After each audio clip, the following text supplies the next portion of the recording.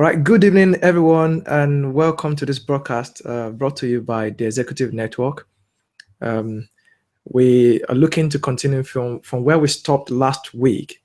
We spoke extensively about kingdom thinking, about how that affects kingdom culture, and we spent a good time talking about the value of the human.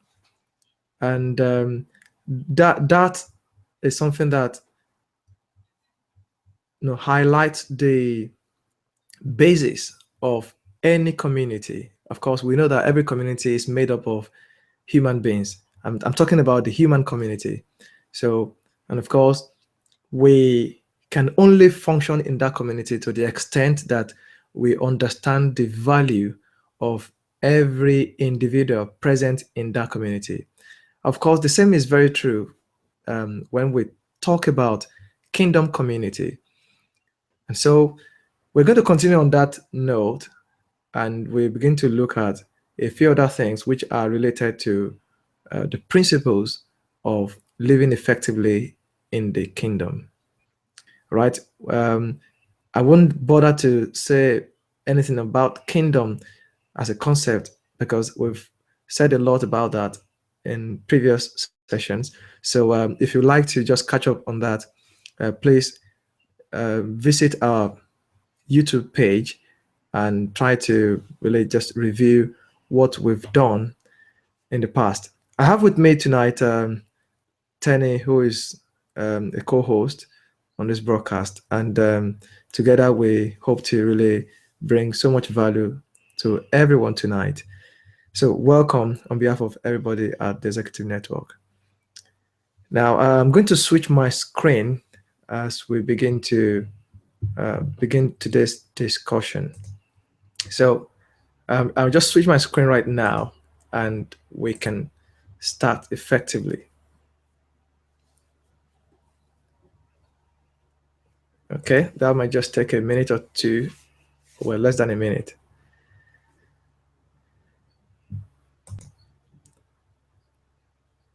Okay, let me just give that a try again.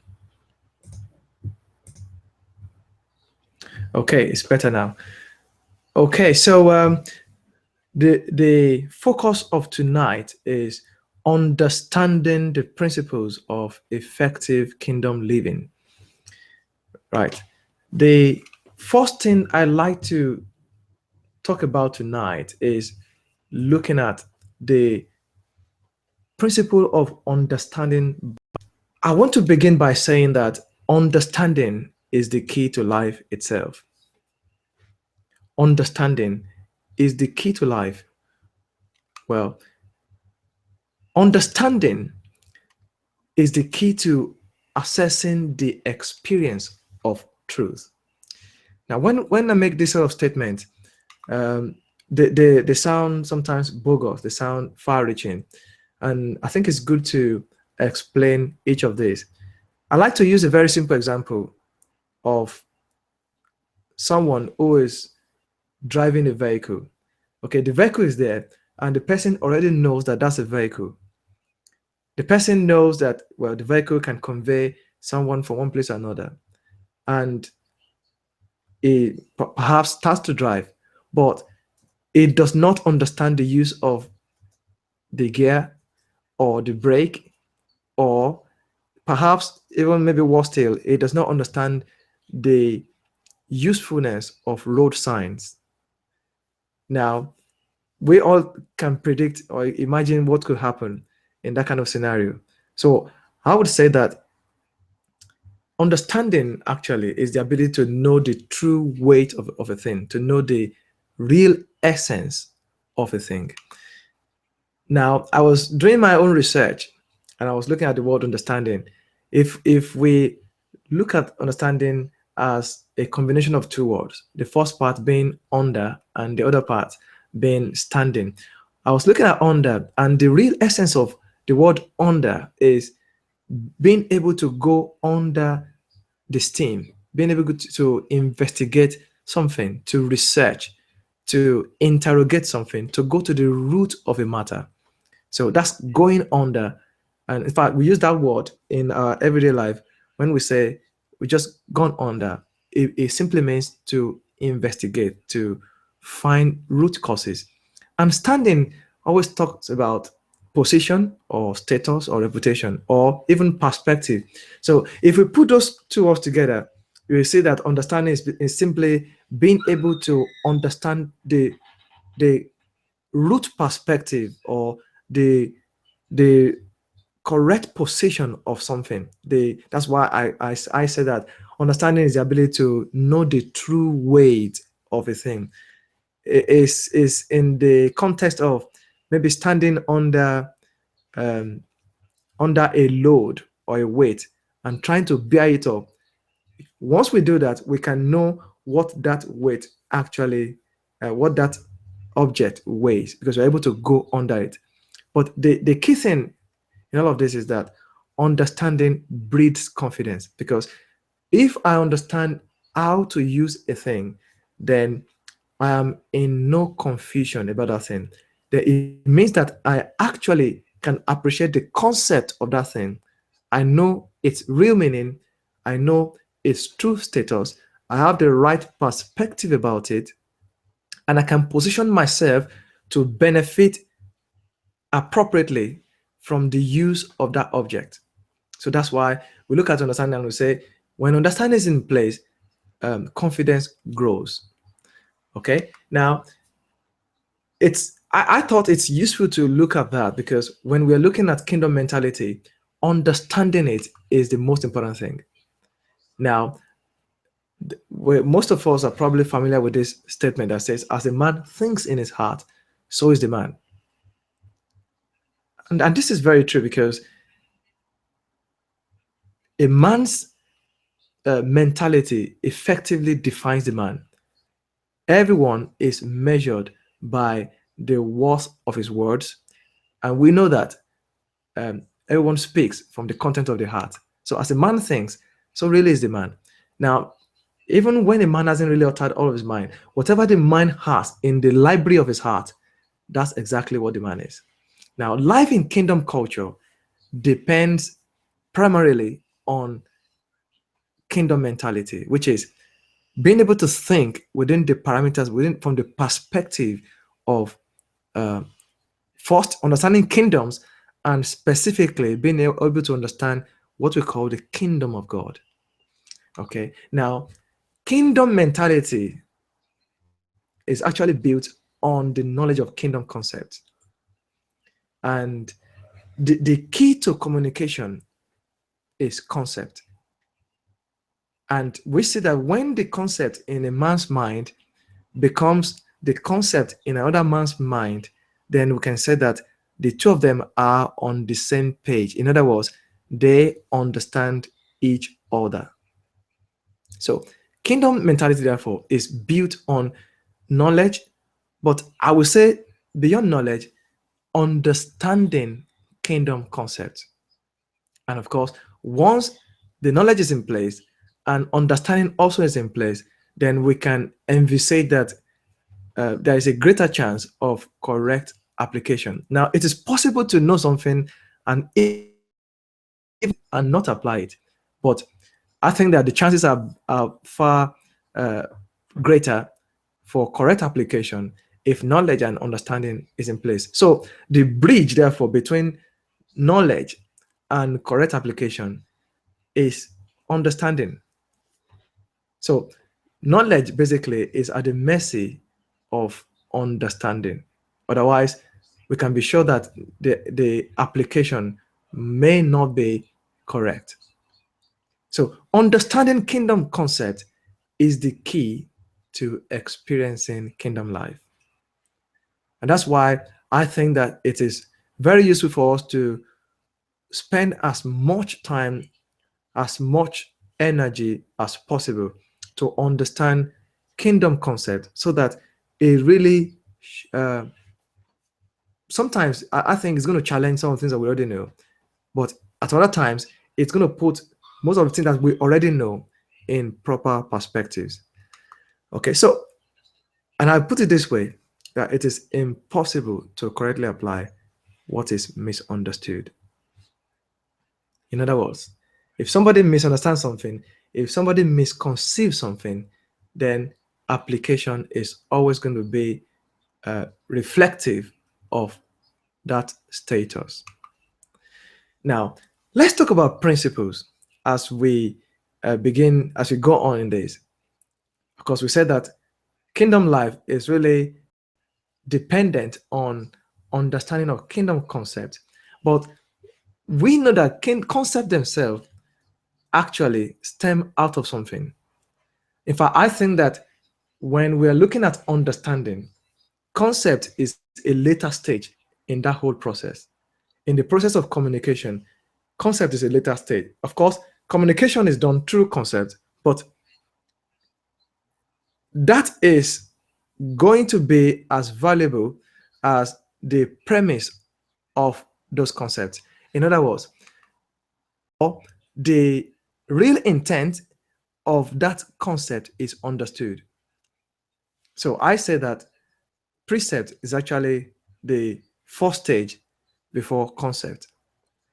We don't use precept to communicate, we actually use concept, but concepts themselves are entirely dependent on the precept, or call it the principle, that gives birth to them.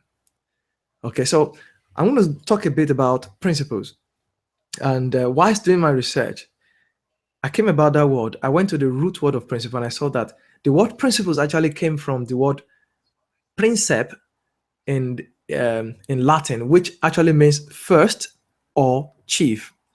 Another word is also principium, which means source. So when we're talking about principles, we are talking about a fundamental truth or proposition that serves as the foundation for a system of belief or behavior, or for a chain of reasoning. This is far-reaching because, number one, the key word there is fundamental truth. So a principle is a fundamental truth. Also, a principle is the foundation for a system of belief. So we can say this way, that a principle is the fundamental source or basis of a thing. Not only that, a principle is a natural law, is a natural law of existence for a thing. When I was doing this research, I am reminded of what I learned when I was studying physics, and we did the laws of motion. And I saw that the very first law of motion is actually the law upon which the second and the third laws are based. So a principle is the fundamental law, or call it the first law, or the chief law, which is the concept of the most important law. So principles are first laws, chief laws, or the most important laws. A principle, again, is the original idea about a thing. It's actually from that word, precept, which means first. Is the first thing that was thought about when that idea was conceived. Is the first thing that came to mind. Is the first thought that was properly conceived about a thing. And the bottom line for all this is that principles are keys that guarantee normal function. So which means outside of principles, well, we are not sure, we can't be sure that something is going to function normally. Okay, now let's begin to talk now about the principles that are fundamental when we're looking at a kingdom community or kingdom culture. How do we look at the source of a thing? I look at this concept that one of the most important needs of any society is the definition of identity. Sometimes, in the country where I live, people talk about what is Britishness, for example. And it's not only just in the British society, other countries as well. Some people talk, who is a French person? who is French, who is European, who is an American. These are questions that have to do with identity, and identity is something that has absolutely to do with the source of a thing. Now, looking at that same concept, I want to state first and foremost that every creation springs out of the mind of the creator. We can say that a creation is born out of the ideas that exist in the mind of a creator. So we can say that creation is a proper offspring of the creator. Okay? By that token, by that very principle, creation possesses and reflects the character of the creator. So when we see anything in production, we can begin to understand what was in the mind or what is the nature of a creator of a thing. All right. Now, creators design products based on what they intend to see. They design product based on a function that they anticipate. In other words, I like to actually say that function or intended function precedes design.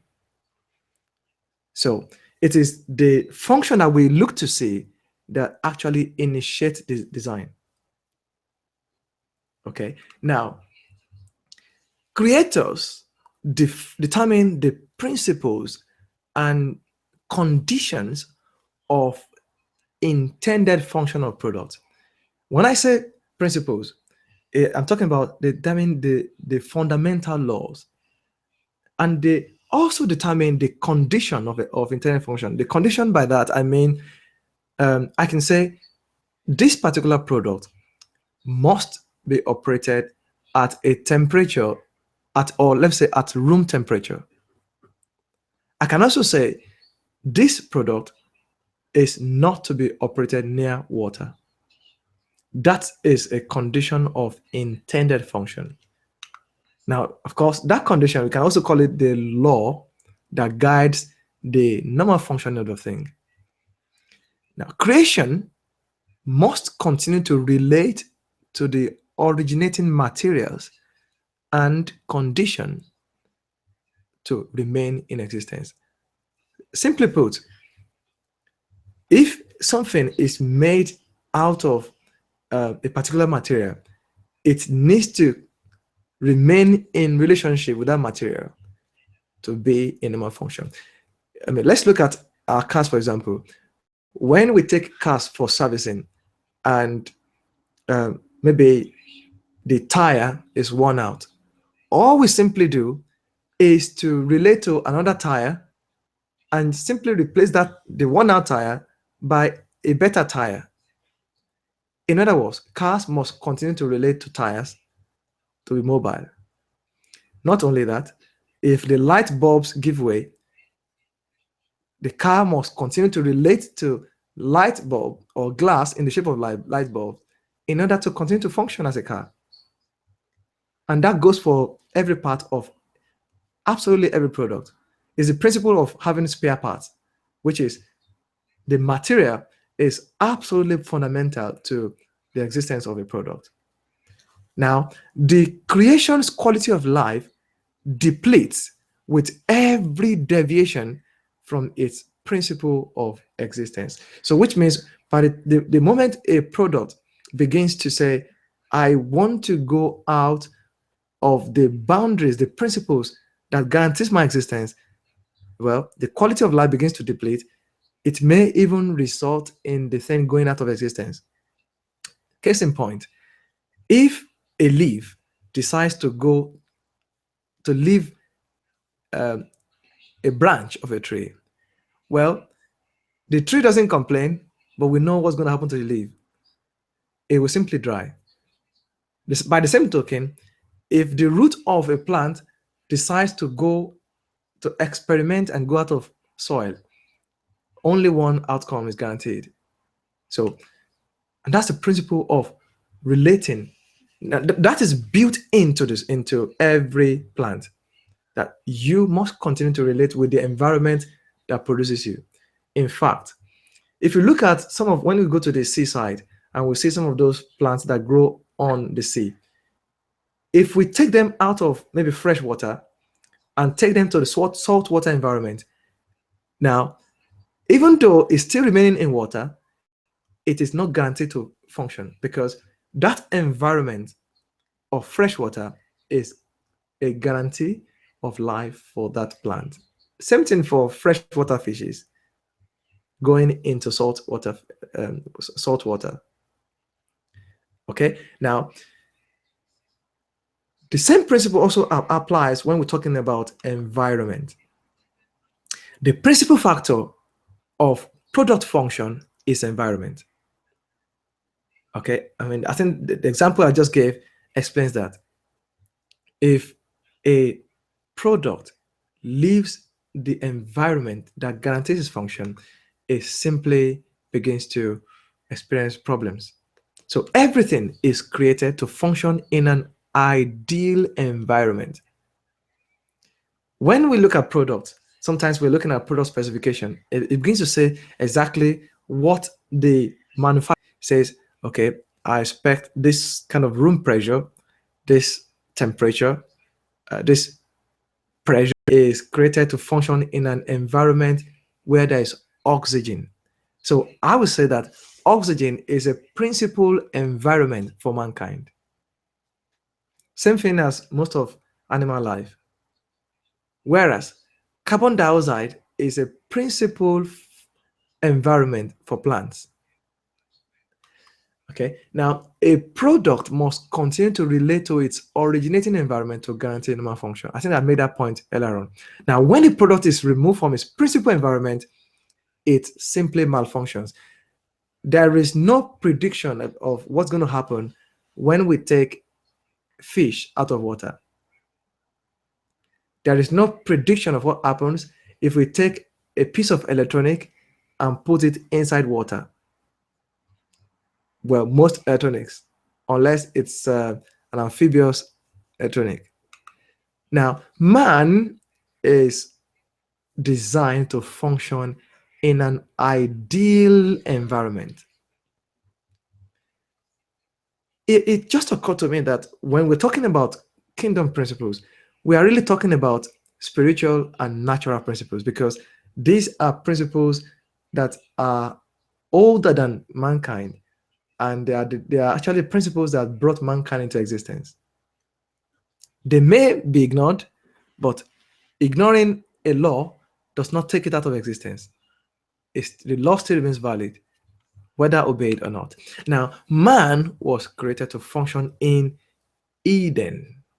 Now, I want to explain the word Eden based on the research I was doing and what I learned from Dr. Miles Monroe. Eden actually is the spot on the earth where the presence of God meets the earth, where mankind can actually interact with the presence of God. Which is why when the first man was made, it was actually placed in a garden. Now, the word garden simply means an ordered environment, an orderly environment. Because the difference between a garden and a bush is just order.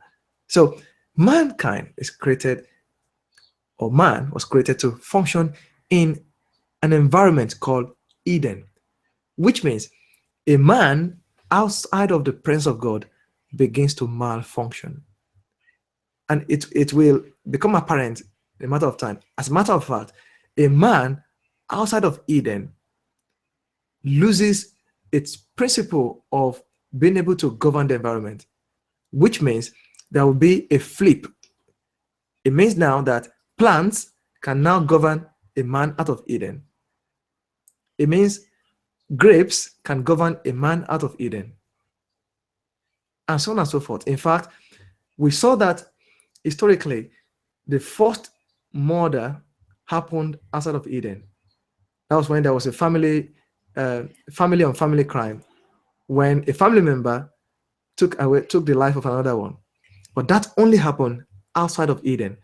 So the principle remains true. If you want to destroy a product, all you need to do really is take it outside of its environment. I was just talking about the need of mankind for oxygen. If one needs to destroy a man, just seal off the oxygen coming through, and we call it asphyxiation, which means deny a man of oxygen, the man is gone. So these are principal functions, and in this case, the principle of environment. Let's talk again about the principle of the nature. And I like to say that the principle of nature defines what a thing is by design and by function. In other words, the nature of a thing is exactly what is predicted by its design and determines how it functions. Okay, case in point, fishes swim. Now, swim is built into fishes because of design, and so they function that way. They have fins, they have operculum, they have the whole streamlined design that is just designed for swimming. Lions are natural predators. Why? They are built for it. So nature defines what is natural for a thing. And the word natural there is the key. Nature, the nature of a thing, literally just reveals what is natural for that thing. So when we see the claws of a lion, we know this it is natural for a lion to tear something apart. Okay. Now, when the nature of a thing is altered, very simply put, life becomes unnatural, or we call it denatured. I remember when I was in, I think, a biological class when I was in the secondary school, and we were talking about enzymes. And well, first we define enzymes as proteins, and we say that enzymes function in a temperature that is not more than 36 degrees Celsius. So, but beyond that temperature of 36, the enzymes begin to denature. It just denatures. I suppose that's why sometimes when we boil egg, by the time we boil it to a particular degree, it's no longer food, it's something else. Okay, now, so denaturing may occur through external stimuli such as the natural environment or conditions of a thing. An example could be something that is imposed on someone that makes it go out of nature. For example, if you put heat near plastic, it might be a flask before, but it turns into something else. Denaturing also will occur through internal stimuli, and that means that particular thing is violating itself. So personal violation of principle is an internal stimuli that results into denaturing. Now, let's apply this to man. Of course, we're talking about all of this within the context of the kingdom. And when I say kingdom here now, it's basically, we're talking about first laws, we're talking about original laws, we're talking about first principles, chief principles, we're talking about the principle of existence of man as primarily conceived by the divine. Now, every human is the image of God and has the capacity to function like God. Absolutely every human, 7.2 billion of them in the world. Now, one of the manifestations of the ability to function like God is the ability to also create and determine one's own conditions to a great degree. I suppose that's why historically man used to live in caves and then live in shacks and all that. But man has the capacity these days to build virtually any kind of building in almost any environment. in water, on land, even in the air. I think that's what our spacecraft are for. We can choose to go and live in space for a bit of time. I mean, so that is ability, just like God. I always thought that what was in the mind of God when He started to create things. No one says create heaven and earth. He just began that creation through self initiation. So it was God is a self-starter. And I think that attribute is also shared by mankind, simply because man came right out of God. And that talks about the principle of source again and the resource, which means is a resource or a product naturally reveals the nature and the character or characteristics of the source. Okay, now the elements of human nature include the following, and this I think that I learned from the man Stephen R. Covey, talking about an element of human nature as endowed by God. Right, the first element I want to talk about is the endowment of self-awareness, and Stephen Covey defined that as the fact that we all are always between stimuli, whether internal or external. In other words, things that prompt us into action, things that affect us. That could be somebody's response to us. That could be someone, the way somebody approaches us. It could be whether there's cold outside. It could be intensity of sun. It could be a threat. It could be an opportunity. It could be even the sense of courage or fear. It could be anything. So all of that is grouped under stimuli or stimulus. Now, and of course, we know that whatever the stimulus, we would have some kind of responses. So if somebody is afraid of something, he wants to get away from that environment. If there's too much heat, for example, someone is cooking and mistakenly touches a hot pot, the natural response is to move the hands away, and so on and so forth. So, and Stephen Covey says that between stimulus and response, the self-awareness prompts the man. When I say man now, I'm talking generically. As a matter of fact, the word man is that thing that came out of God. It's actually the spirit.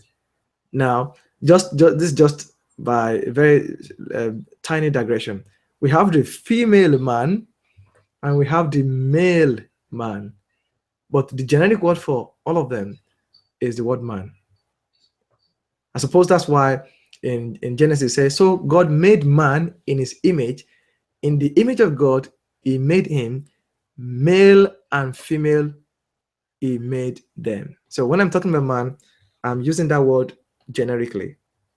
Okay, so the first endowment or the first element of human nature is the endowment of self-awareness, which is the ability or the freedom to choose a response based on stimuli or stimulus. So between stimulus and response, man has the freedom or the ability to choose. Now, the second endowment is the endowment that is referred to as imagination. I think this is one thing that makes us look so much like God. I can imagine God standing by and saying, okay, I want to create heaven and earth, and what's it going to look like? I'm going to position earth in a particular position. And before I make the earth, I've got to think about a few other things. What material am I going to use to make it? And so on and so forth. You know, thinking about this, I was just considering the way we make our clocks or wristwatches.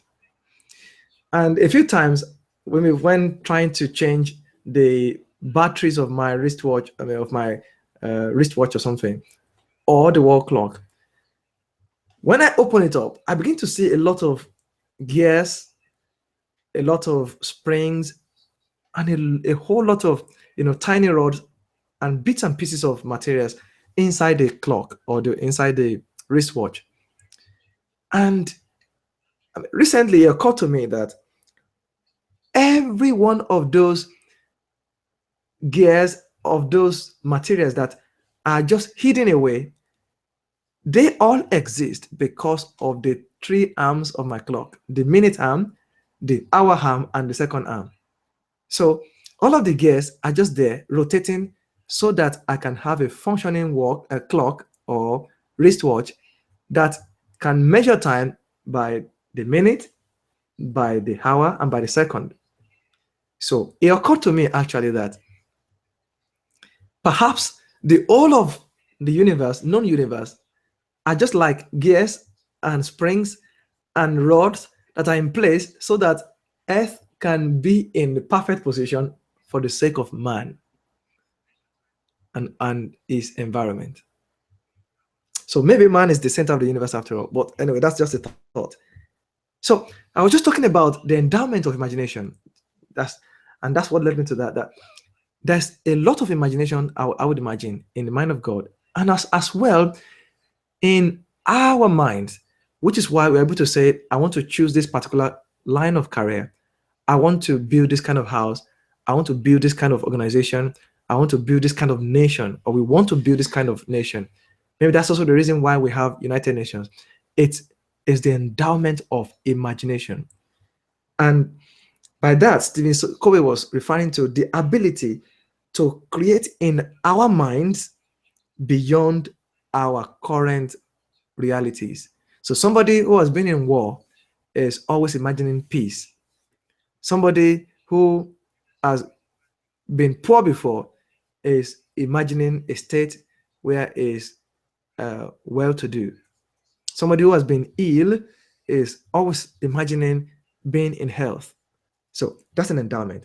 Another one of such is the endowment of conscience. And Stephen Covey refers to that as a deep inner awareness of right and wrong, of the principles that govern our behavior, and a sense of the degree to which our thoughts and actions are in harmony with them. In other words, this is just being aware of the laws that govern life. In fact, in doing my research, I see that word conscience as two words again: con and science. And the word science is actually the Greek word for knowledge. And con is a prefix that's talking about the coming together or the whole body. So conscience, therefore, is just the body of knowledge in the heart of a man. And we all are endowed with that. And then, according to Stephen Covey, he also mentioned that every human is endowed with independent will. And independent will, according to him, is actually the ability to act based on self-awareness, which is that fourth endowment, free from all other influences. Now, I think it's just sufficient to just mention and stop there as far as those are concerned. But I want to make this point that when we're talking about independence of will, we are also talking about something that becomes necessary, which is because will, giving somebody free will also empowers that person to use it against the giver. Well, and that's the danger of independent will. So it therefore means that independent will ought to be regulated. So independence of will necessitates regulation of will. And that is why we have law. So law is the ideal mechanism to regulate independent will. Because somebody who has independent will can actually use it against the person that gave the independent will. All right. I'll quickly talk about this I'm not sure we can finish all of the slides I made tonight. As I have about quite a number of slides tonight, but excuse me, I'm just going to talk about the principle of order very briefly. And many years ago, I listened to Mike Murdock, and he did say that order is the accurate arrangement of things. Order is the accurate arrangement of things. Now, that's very true, and I think that is something that we all are familiar with. But we also see that order actually results from law and government, because the primary function of law, of government, is to produce law, and the purpose of law is to create order in an environment. Now, order determines and guarantees continued function. So if order is violated, well, something happens. Chaos, abnormal functioning. So we can say order prevents chaotic or abnormal functioning. Now, order also dictates how things are placed. Because from that first statement, order is the arrangement, accurate arrangement of things. So, and when talking about arrangement, we're talking about how things are placed. Now, order also dictates permission. What I mean by that is, whatever is permissible for a thing is actually dictated by the order that's been established. I think I can say that order actually determines place and boundary, the limit of permission. Okay, now, or the limit of freedom. Man was created to establish earthly order through heavenly influence. I think this is the key in most of what I've said tonight. The assignment of man, especially when you're talking about within a kingdom environment or kingdom culture, is to establish order on earth through the influence of the government of God.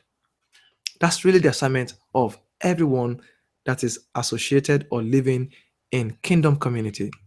Now, this statement is something that I picked from my dad. Growing up, he would tell us, have a place for everything and keep everything in its place. He said he learned that also as a child, but he drilled that into us. That's why I still remember it after many years. Have a place for everything and keep everything in its place. I think if that is obeyed, naturally, order will be the result. Okay, I'll talk maybe quickly again about the principle of relationships. Now, vacuum is the only element that is not designed to relate. And of course, we know that nothing exists in vacuum. Vacuum is actually a space that contains nothing, because nothing actually exists in a vacuum. Nothing exists in isolation. Okay, now, which means man is designed for orderly relationships. Now, man must also continue to relate to God, being the source now, for sustenance. Okay, now, man needs other humans to also function, which is why sometimes, one of the biggest needs in some of the environment is that need for relationship, where people now live by themselves, and so they can then begin to have some sort of conditions that are as a result of isolation. So it's a principle that man needs other human beings to function. I mean, that's as simple as a seller needs somebody to buy. In fact, what we are doing now is just something to relate to the environment of Eden to remain in the ideal dominion function, which means out of Eden, the dominator becomes the dominated. It means that plant dominates the man that's meant to dominate him, to dominate plant. It also means that the law that says, let them have dominion over the fish of the sea becomes a distant memory. Let them have dominion over the birds of the air becomes a distant aspiration. Let them have dominion over the beast of the field. Well, let's not even talk about that, because I doubt if most people can wait when they say a viper showing up. And I doubt if anybody can wait if a lion shows up suddenly. It means that the dominator has become the dominated. Now, man needs to relate to other created things to function, not just humans, but also the environment. And that's why I suppose why we're talking so much these days about protecting our environment, because when all the trees are gone, then a chain of reaction begins to occur that puts the very livelihood of man on earth into jeopardy. When the ice caps give way, then trouble starts. When the seas go beyond their normal shorelines, there's trouble. So man must continue to relate orderly to other created things in order to function. Now, maybe I should stop here because I still have a lot of slides, but I'll probably stop here, which is that all decisions are personal, but not private. Every decision that we make are personal, but not private. Someone who decides to steal is making a personal decision, but that personal decision affects the one who owns the product originally. And so two people are affected. In fact, everyone who is related to the person who owns the material originally is affected. Okay, that's a very simple example. Another example could be this. The law that says that we should drive at a particular speed on the road is actually meant to protect other lives. Now, imagine that someone who decides to personally violate that law. What happens if maybe there's an accident? Other vehicles are affected, other lives are affected, the families of that life are affected. So that personal decision becomes a public consequence. Okay, let's think about corruption in the country.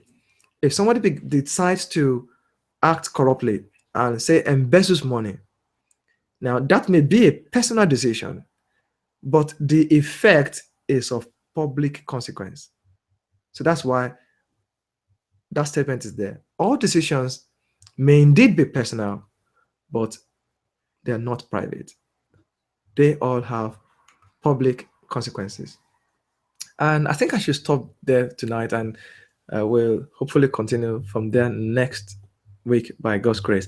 But I also like to announce that in a fortnight, we are having Trista again coming to this platform to just be with us again. So I think that's going to be very exciting. She's well schooled in this school of thought. So I'm sure she would, of course, do a great job, as we saw her the last time she was with us. And then other speakers are also being lined up to come and just be a blessing to us. But of course, like I always say, I tremendously value the contribution of everyone on this platform, and it will be a delight for me personally to see us really come to talk and share with us from our personal experiences, from what we are learning, so that we all can benefit from that. So I want to really thank everyone for joining tonight, and also thanking Tenny, my co-host tonight, for being present. And also I want to thank my personal family as well, because they've been very great in magnanimous to make sure everything is set for the public. And my darling daughter is my personal assistant tonight, helping to make sure that everything goes well. And of course, my wife as well.